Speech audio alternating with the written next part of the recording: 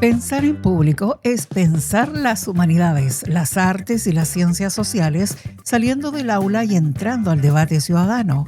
Acá posicionamos investigación, conversando con quienes producen el conocimiento y lo enlazamos con las necesidades de la región. Pensar en público también es pensar con datos, con territorio y con la voz de quienes lo habitan. Disfruta de un diálogo atingente a los desafíos del presente en la 95.9 de la frecuencia modulada. Radio Universidad de Tarapacá y el proyecto Jaima, Conocimientos 2030, presentan Pensar en Público. Conducen Mauricio Ramírez y Stephanie Carrasco. Bienvenidas, bienvenidos. Estamos en un nuevo capítulo de Pensar en Público, un programa radial de Radio Universidad de Tarapacá y el proyecto Jaima 2030, Conocimientos 2030 de la Alianza de la Universidad Católica y la Universidad de Tarapacá a través del financiamiento ANIT. Este es nuestro capítulo número 8. Estamos muy contentos ya de estar hace más de un mes con este proyecto junto al profesor Mauricio Ramírez, que en esta ocasión no nos ha podido acompañar.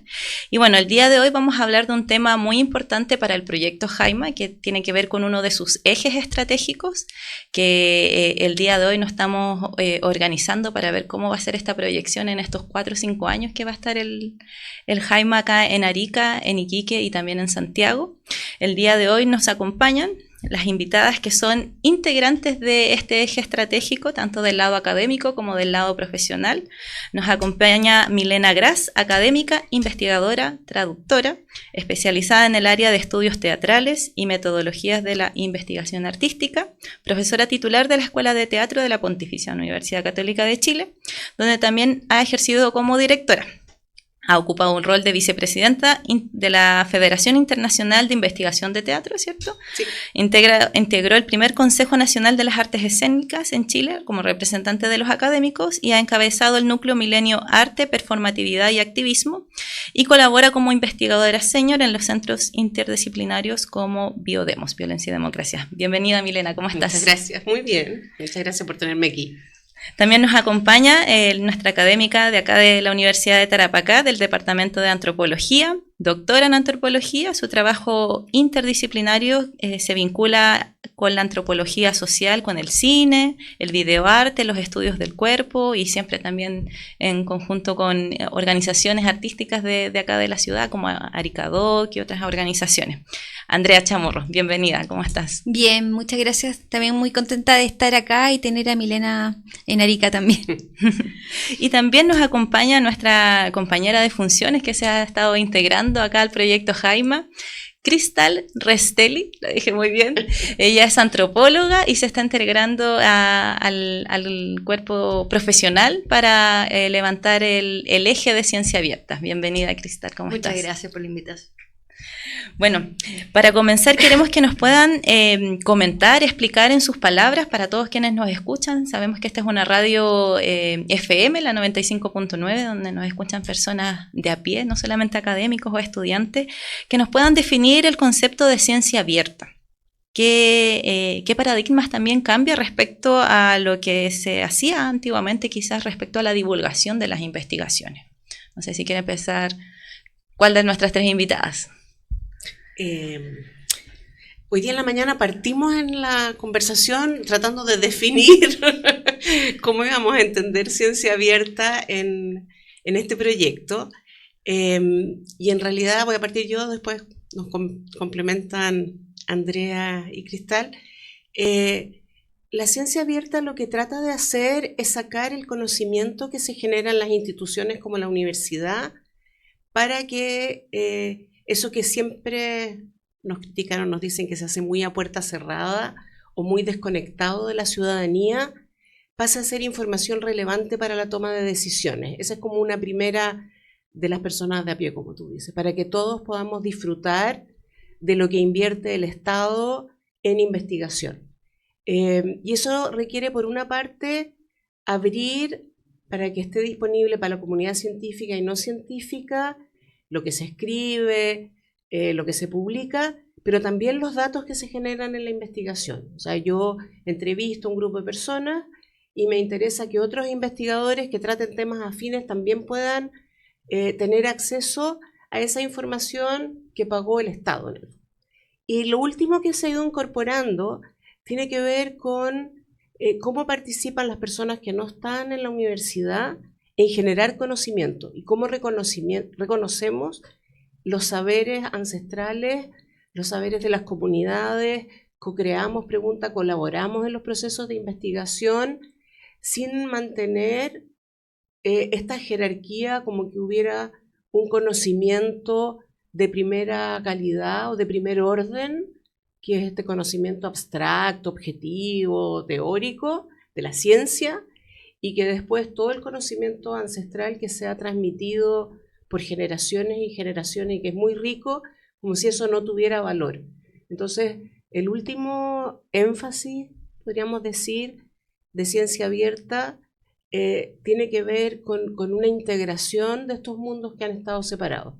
Y lo otro que tiene la cuarta pata es cómo más allá de los artículos generamos podcasts, cuadernillos, experiencias pedagógicas que inviten a la comunidad a conocer con mayor facilidad, con mayor claridad para gente que no es especialista, lo que resulta de la investigación financiada por el Ministerio de Ciencia. Claro.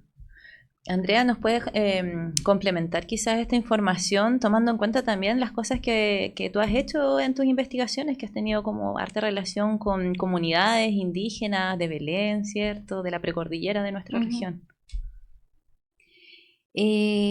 Bueno, también un poco complementando lo que planteaba Milena, la idea también de la ciencia abierta es poder generar espacios de co-construcción o de co-creación de conocimientos. Ahí hay como un terreno también como bien fértil para poder generar diálogos, por ejemplo, interculturales. Jaima también tiene uno de esos ejes de poder generar, porque un diálogo intercultural también supone que hay cierto espacio compartido y que permite de alguna forma equiparar conocimientos que provienen de matrices epistemológicas distintas, pero que en el diálogo pueden, digamos, participar en la construcción de un saber. Ahora, lo interesante es que también ese saber puede tener funciones.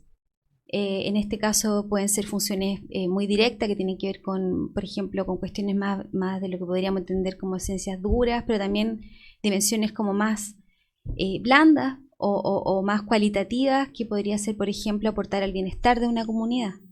Y ahí me parece que Jaima es un gran aporte a poder pensar conjuntamente cómo podemos aportar desde el saber, desde el conocimiento, en este caso de las ciencias sociales, la arte y las humanidades, hacia el bienestar de comunidades. Por ejemplo, en este caso la región de Arica Parinacota o la región metropolitana, que son como nuestros puntos de referencia, claro. Cristal, complementando también lo que dicen las ambas académicas, ¿cuáles son como las proyecciones de a dónde se va a llevar este eje estratégico, hacia dónde va la ciencia abierta o el eje de la ciencia abierta en Jaima, cómo se va a aplicar? Bueno, como mencionaban aquí mis compañeras, gracias. Aquí yo creo que lo relevante también y que lo que da el impulso en el tiempo es precisamente esta bajada de bidireccionalidad de conocimiento, de trabajar conocimientos, porque también ha sido una crítica permanente a la academia, esta falta de lenguaje que permita también a la comunidad acceder a estos conocimientos y que no sean solamente un recurso de los cuales uno produce conocimiento. Entonces, y también a la vez validar la producción de conocimientos tradicionales, indígenas, interculturales, que también es precisamente esta exploración donde vamos a hacer en tanto un espacio territorial tan diverso como es nuestra región. También tenemos muchos lugares también donde poder realizar estos ejercicios, porque también nosotros pensamos en primera instancia con comunidades indígenas, que también han sido una población de la cual también se han sacado muchos recursos de conocimiento, pero también falta devolver la mano de alguna forma. Y una manera de devolver la forma también es legitimar otras formas de conocimiento que no son académicas. Y eso también permite que sea lo suficientemente amplio para trabajar con toda la diversidad de la comunidad. Claro, y nuestra región sí que es diversa, es muy rica culturalmente. Y cambiante en el tiempo. Así es. Quisiera consultarles a las tres cuáles han sido sus experiencias de este ejercicio de generar ciencia abierta. Sabemos que han estado en diferentes proyectos, pero así como para poder visibilizar o entender de manera más concreta cuáles son ejemplos de ciencia abierta que quizás han puesto en práctica ustedes en su historia o en el tiempo reciente, en sus investigaciones. He estado trabajando en el último tiempo en dos cosas. Uno fue un proyecto de 3 años donde estuvimos en el Alto Loa tratando de entender el arte rupestre, pero desde el arte, porque en general se ha estudiado desde la arqueología o desde la estética. Yo vengo del teatro. Entonces a nosotros todo nos parece, y ahí tenemos toda una conversación con la Andrea, todo nos parece que pasa por el cuerpo. Entonces yo llego de Santiago al desierto y quedo como este lugar increíble.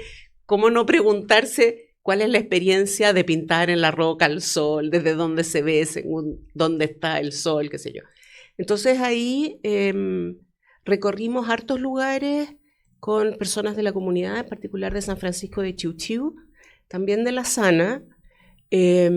Hicimos trabajos de investigación con ellos, pero al mismo tiempo preparamos una obra que es una obra inmersiva de danza y música, donde la composición musical está hecha a partir de grabaciones del río Loa. Y ahí fue muy bonito, estoy como amarrando las cosas que han dicho todos ustedes. Cuando trajimos la obra de vuelta, porque nos parecía que había un compromiso con la comunidad, con las personas que nos habían alojado, les pedimos después que nos contaran cuál había sido la experiencia. Hicimos una función en Calama, una función en Chiu, y era súper bonito ver cómo las personas reconocían los lugares, los sonidos como propios, y había profes también, nos decían, pucha, qué pena que no tengan otra función, porque estoy viendo mi territorio también con otros ojos y lo aprendo a valorizar. Y ese es como un proyecto un poco menos de co-creación, y ahora estamos en otro proyecto con Biodemos, con el centro que tú mencionaste al comienzo, que es en Tirúa, con 3 colegios, donde estamos co-creando material educativo con los niños y las profesoras. Entonces la idea es poder generar a partir del territorio de experiencias que tienen que ver con las tradiciones, con la memoria, con el Lahuén, que los niños y las profes puedan construir materiales didácticos para niños de otros colegios de Chile, niños y niñas que no tengan acceso a ese lugar. Y ese está mucho más en estas lógicas que decían Andrea y Cristal, de realmente llegar allá y decir, nosotros tenemos un tipo de conocimiento, ustedes tienen otro, y lo que queremos es juntarnos en un lugar intermedio y a partir de ahí poder diseñar esto para otras personas en una situación de reconocimiento de los saberes de cada equipo, de las particularidades de los saberes de cada quien.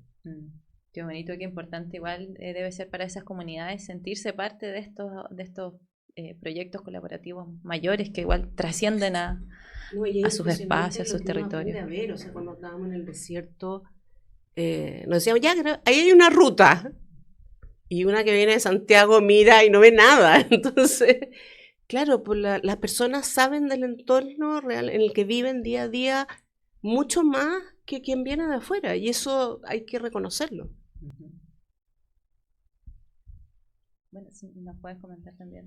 Sí, bueno, yo también en los últimos tiempos, actualmente estoy participando en un núcleo milenio que se llama Núcleo Milenio CEMUS, Culturas Musicales y Sonoras, y desde ahí se levantó una iniciativa súper interesante también en la misma línea, que es un taller de escucha. Dentro del CEMUS, dentro de los estudios como sonoros, también hay toda una línea de trabajo que tiene que ver con los estudios aurales, es decir, cómo las comunidades entienden su entorno sonoro desde distintas cruces, por temas cruzados por relaciones de género, posiciones de clase, etnicidad, etcétera, y cómo eso va configurando distintos entornos, que se entiende por ruido, que no, es decir, una serie de dimensiones. Entonces, los talleres de escucha han estado orientados por esa perspectiva de trabajo, pero intentando formar o educar el oído.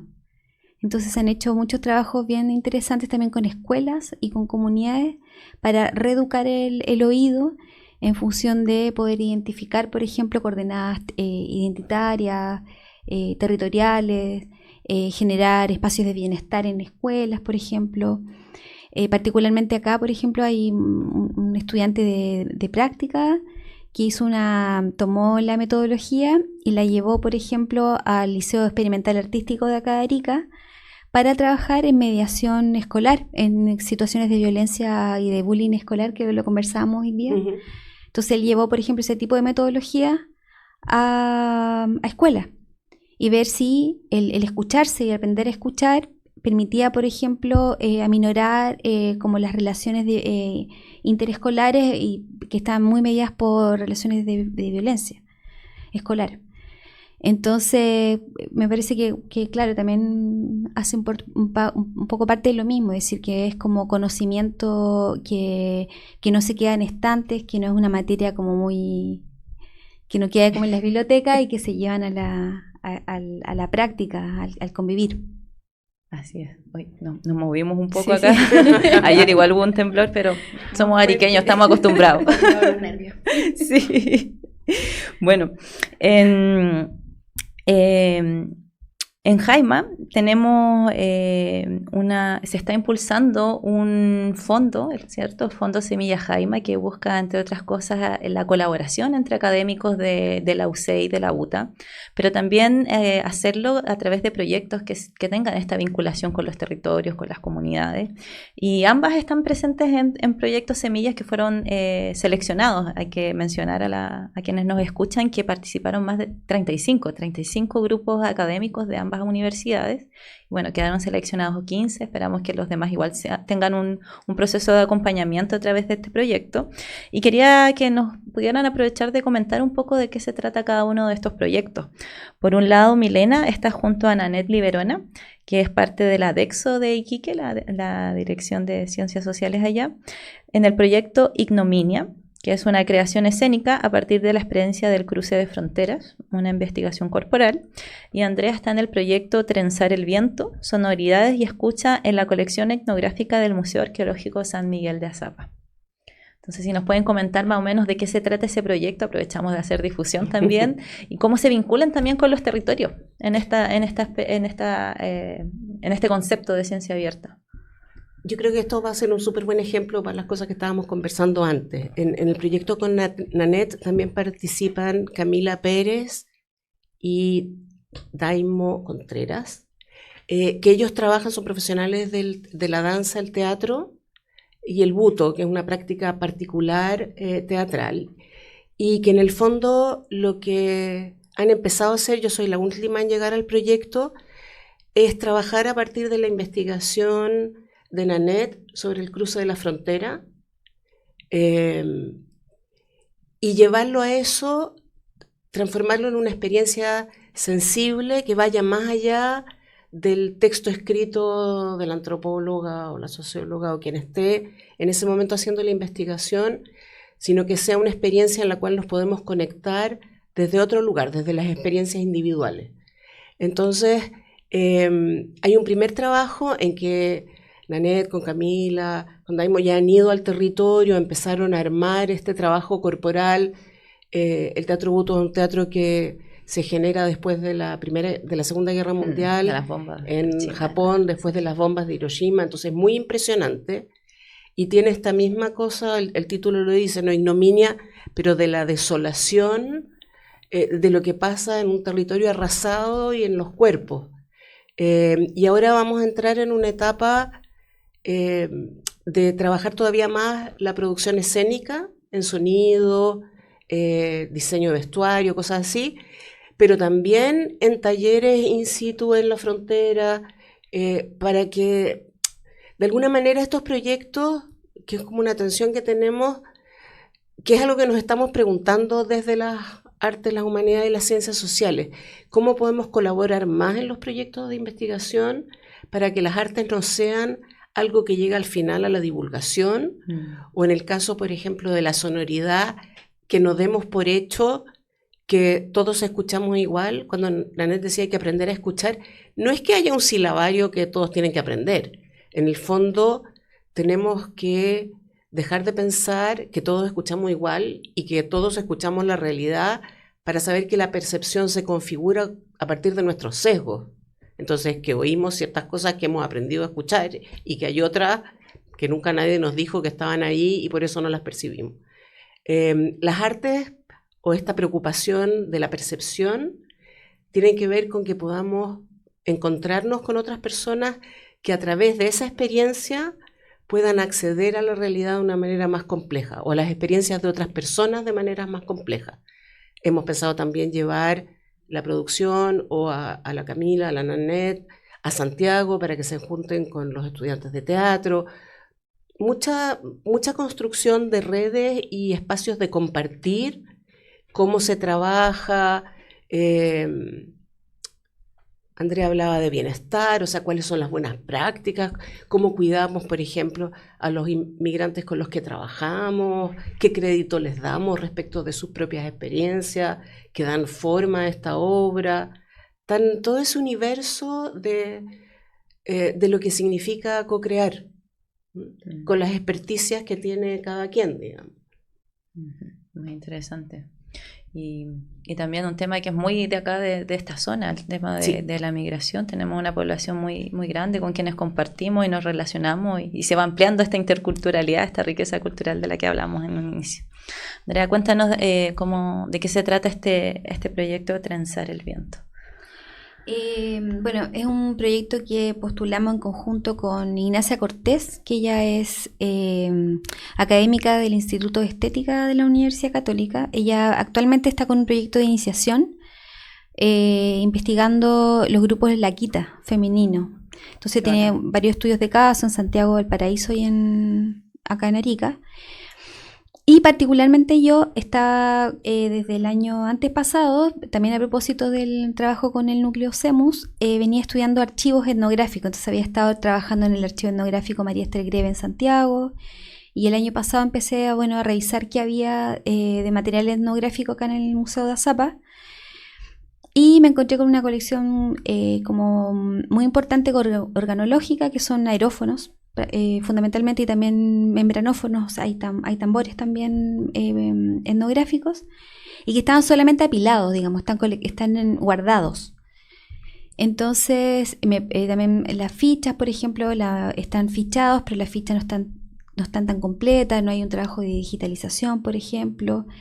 Entonces surgió la idea de poder primero poner en valor esa colección a través de la digitalización del material, completar fichas de registro, que eso también tiene que ver con una práctica de ciencia abierta, porque la idea es poder generar un material que sea susceptible de ser reutilizado por otros investigadores o usuarios en general. El museo también tiene una tarea como bien ha sido constante en ir digitalizando distintos tipos de colecciones. En este caso es una colección etnográfica. Entonces la idea de la vinculación con Ignacia a través del trabajo con Laquita es poder también construir un espacio de mediación. Es decir, que la puesta en valor, que tiene que ver con la digitalización, también se refiere a poder generar diálogos con comunidades que son comunidades de sopladores o de sopladoras, en este caso mujeres de Laquita. Entonces la idea es poder hacer algún trabajo de mediación con ellas en el museo, y también un encuentro infantil entre grupos de Laquitas. Hay un grupo pequeño de Laquitas del Liceo Experimental Artístico, que ya es un grupo de niños de séptimo básico. Buenísimo. Y hay otro grupo de séptimo básico en Pampa Algodonal, que de arriba, que es de Azap, claro, bien arriba. Sí. Entonces la idea es como también hacer un encuentro en el museo y hacer una mediación de las colecciones, y eso es como primera etapa. Vamos a generar varias como líneas de levantamiento de datos, también en la perspectiva de poder generar una propuesta instalativa. Entonces queremos como considerar el archivo etnográfico como un material vivo. Entonces la idea también es poder hacer estos diálogos y conversaciones como epistemológicas o de conversación en torno al significado del soplar, y luego llevarlo a un espacio instalativo que pensamos armar un primer piloto en Arica, y luego ver si podíamos como también armar un espacio instalativo en Santiago, que sería mucho más interesante porque la cultura de los pueblos andinos es como bien ausente en general en la zona central de Chile. Digo en general porque hay un movimiento muy fuerte como andinista también allá, y Ignacia también ha estado investigando ese tipo de cosas. Pero sí consideramos que era como importante poder generar algún tipo de mediación o de instalación en la sede Arica, que en Santiago, o bien algún espacio en la Universidad Católica, y ver si podíamos como generar algún espacio instalativo allá. Así que esa es como y obviamente que la instalación también es un objeto, un dispositivo que tiene que ver con la mediación, con los dispositivos de colaboración, porque no se acaba en la instalación. Digamos, la instalación también es un pretexto para seguir construyendo conocimiento. Eso es Oye, buenísimo el proyecto, y qué interesante esto de resaltar la labor de las laquitas femeninas, ya que acá en Arica tenemos unas laquitas que tienen 13 años ya, la Sumahuarmi, y hay pocos grupos de mujeres laquitas, así que muchas felicitaciones hacia esa investigación. Bueno, me están avisando que nos quedan 3 minutos nomás para poder cerrar.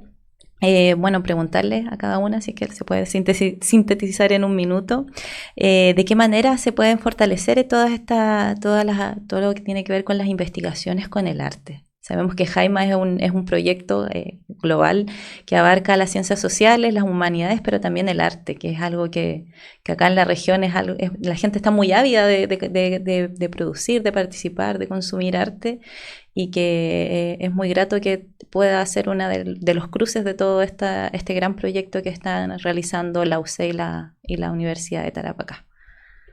Yo creo que quienes nos escuchen nos tienen que catetear, porque hemos hablado de la voluntad que tenemos de salir de la universidad, pero la universidad tiene una suerte de entropía que te atrapa.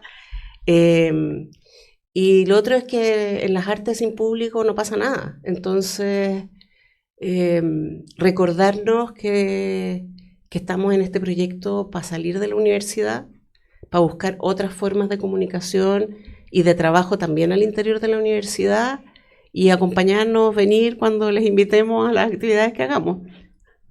Esa es la invitación para quienes nos escuchan. Andrea. Sí, nada, también sumarme a la invitación. Yo siempre digo que esta región es una región que tiene artes, porque tiene bailarines, músicos naturales, autodidactas, es muy activa en términos de arte popular e indígena. Pero por supuesto que importa poder ampliar el espectro de posibilidades. Tú misma eres como una actora importante como el ecosistema de la arte acá en la región. Entonces, a mí me parece que el proyecto es como una gran oportunidad para poder de verdad generar cruces, porque el arte no solamente es un producto, sino que también es como un proceso, un vehículo para generar saber y también colaboraciones. Entonces, eso yo siento que es como importante recalcar, porque a veces pensamos solamente en arte-obra, y en este caso es pensar el arte como un proceso, un vehículo, una herramienta, una metodología de trabajo que conduce a construir otro tipo de saberes. Uh-huh. Saberes sensibles, emocionales, subjetivos, otro tipo de saber. Uh-huh. Y también un abrazo para el alma, para combatir la depresión, todos los males, la salud mental.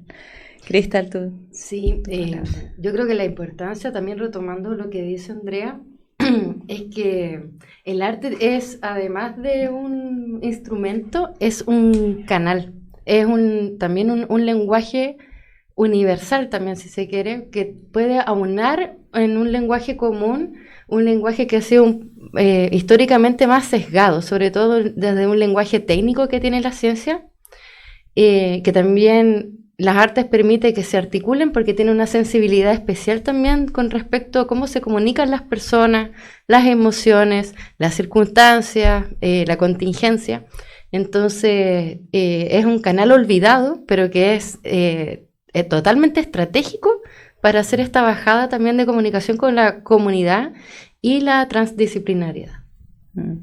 Muchas gracias. Gracias a las tres que nos han acompañado en este capítulo, el 8º capítulo de Pensar en Público. Les recordamos a quienes nos escuchan que estamos todos los miércoles de 10 a 10 y media en la 95.9 FM, la estación universitaria.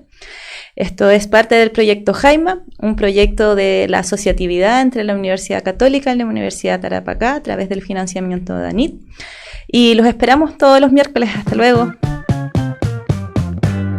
Esto fue Pensar en Público, el programa de Radio Universidad de Tarapacá del proyecto Jaima Conocimientos 2030. Un espacio para pensar las humanidades, las artes y las ciencias sociales en voz alta, con datos, territorio y debate ciudadano. Nos encontramos todos los miércoles entre las 10 y las 10:30 por la 95.9 en la frecuencia modulada.